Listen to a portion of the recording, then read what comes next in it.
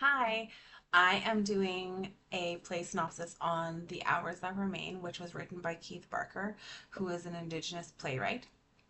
It was first produced at Studio 914 in Saskatoon from October 4th to October 14th, and also produced in Toronto from October 19th to November 3rd.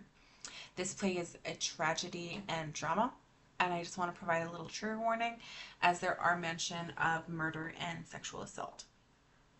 So Denise is our main character, Daniel is her husband, and Michelle is her sister. And throughout the play, Michelle will actually come in as different characters, and throughout the play, Denise is the only person who can see her. So the play is actually set in Saskatoon.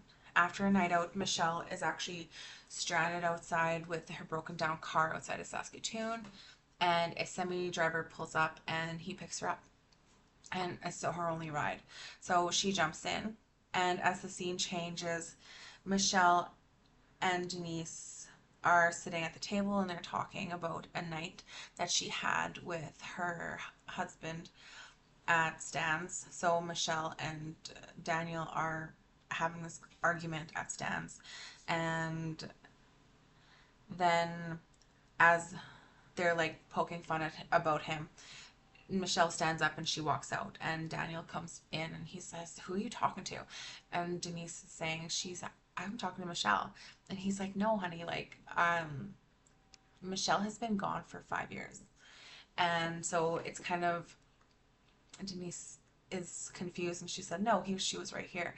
And so throughout the play, as one person comes off of the stage and one person will come on from the other side. And so when Daniel's kind of done talking with Denise, he gets off stage and Michelle comes back on, but as Trixie. Trixie is actually a sex worker, and she's a really nice girl, and she provides Denise with tips on how to turn tricks, and she just basically tells her, "I understand it's really hard. Here's a piece of paper if you don't have any place to stay tonight. Here's my address." And she provides her a little piece of paper. So as she walks off stage, Daniel walks back. And so once they're talking, um, and Daniel is being frustrated with her again, he leaves stage, and a new woman walks in who is actually a lawyer, and she's actually wearing a business suit, and her lipstick is smudged, and she's disheveled. And she tells her that there are two guys and they attacked her, and she actually fought them off with an iron, but they actually got away with her vehicle. So as she's talking to Denise, a semi pulls up and she tells her, I have to go. Like, she was scared. And so she says, "I was 3," and she like walks off. And so Daniel comes back and he keeps telling her, like, he's like, "You've been gone for 2 weeks. I had to call the police and file a police report." And Denise is so confused.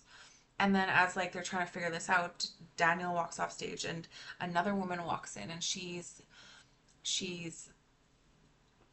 actually begging for some money, and she says that she's actually been there since 81, since 1981, and she came in from her reserve to go to school, but she never actually went to school.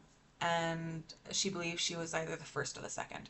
And that's kind of where she leaves it. So as all these people are coming in, they're actually giving Denise clues about what happened to her sister. And so Denise is then seen fainting.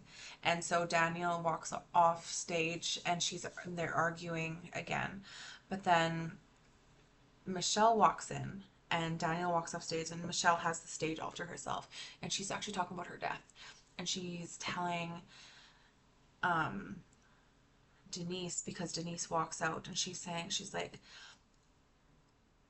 she could tell that Michelle, her sister, was actually really hurt and she was beaten badly and she was actually sexually assaulted, and she was left dying in a field, and the headlights of the car that brought her there were shining on her, and she tells Denise that she was 14. She was 14, and that's kind of what she says. And she tells her to run because she's actually, the guy is back and he's there for Denise. And then at that moment, a flood of sound happens and Denise actually gets hit in the head, and then everything goes black on stage. So Denise wakes up in a police station, and she had Daniel informs her that she's actually been missing for a month, and she will. The police actually found her, and she was like um, dehydrated and malnourished. And then Denise is telling him, "Oh, I was trying to have a vision. I was trying to have a vision like in the olden days when you would go out and have these vision, like a vision quest." And so as they like are arguing, Michelle's voice can be heard, and she's basically saying, "I'm on the grass. I can't move. I'm on the highway. I want to call for help, but I can't. I can't seem to stay awake. I'm in a really bad shape." She can't. I can't. She can feel her legs, and she believes it's her last breath. And then the stage goes dark as she takes her last breath. So Denise is talking with Daniel at the table at the next scene, and they're talking about how all of these women that she has seen in her visions are these women that are missing, that she's seen in the area and that she has the folders for.